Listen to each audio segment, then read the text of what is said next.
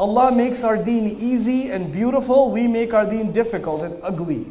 We make people feel bad because they're not perfect. We make people feel bad because they're not completely there yet. The Sahaba were the best generation, yes or no? Best generation of all time. Of all time. And these people were willing to die for Islam, yes or no? Okay, Allah gave them ayat about alcohol in 3 stages. These are people that are willing to die for Islam. And Allah said, لا تقرب, إثمهما أكبر من نفعهما. The evil in alcohol is greater than the benefit. The evil is more. Then that wasn't enough. Then later on he said, وَلَا تَقْرَبُوا الصَّلَاةَ وَأَنْتُمْ سُكَارَى حَتَّى تَعْلَمُوا مَا تَقُولُونَ. Don't go near salah while you're drunk.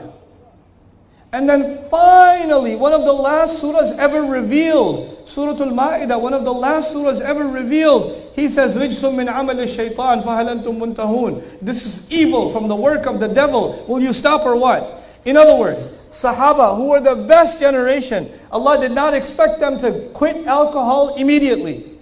If he wanted, he could have given the ayah from the very beginning. Now think about this even further. Alcohol is considered not just haram, it's also considered evil. There's a difference. Pigs are not evil. Pigs are just what? Haram. You don't see a pig and say, Astaghfirullah, evil, shaitan. No, it's just a pig. Just don't eat it. Okay, it's a pig, Allah made it. It's not evil. Relax. Okay? But alcohol is not just haram, it is also what? Evil. Which means it was always evil.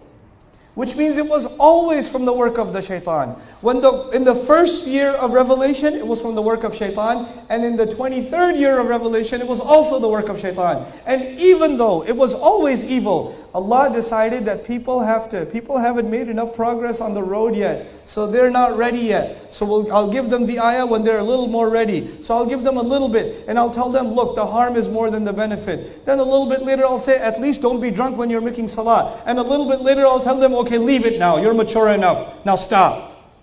The best generation, Allah allowed them time to make progress on the road. And what do?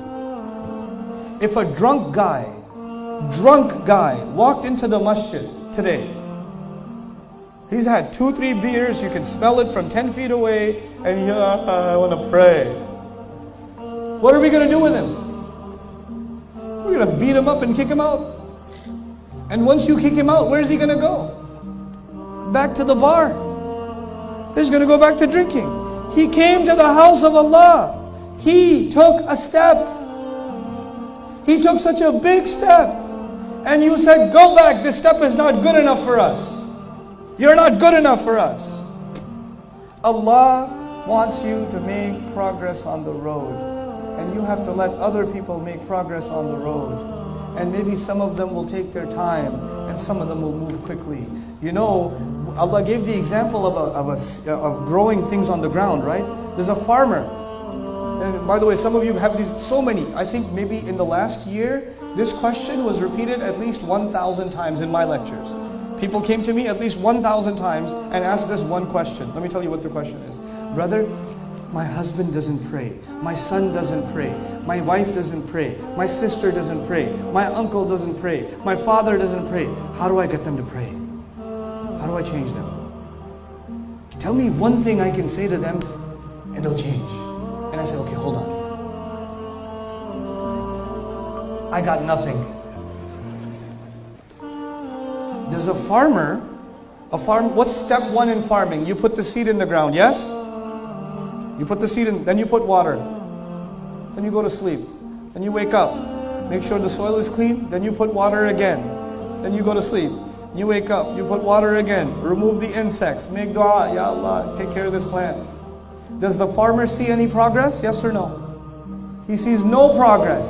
All the things that are happening under the ground. The farmer doesn't say, if there was one thing I could do, it could just change right now and turn into a tree. Let me dig it up, take the seed out, make a tree out of it. Does it work like that? Allah compared the Quran coming down to water coming down. And when water comes down, the life on the earth grows immediately or grows over time?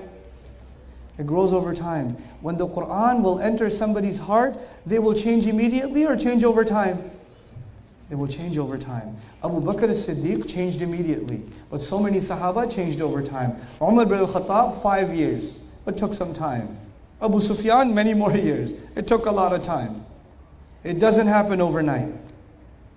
People only quote the example of Abu Bakr as-Siddiq. By the way, Abu Bakr as-Siddiq is an extremely amazing example. Even for the Sahaba, he's too high of an example. What about you?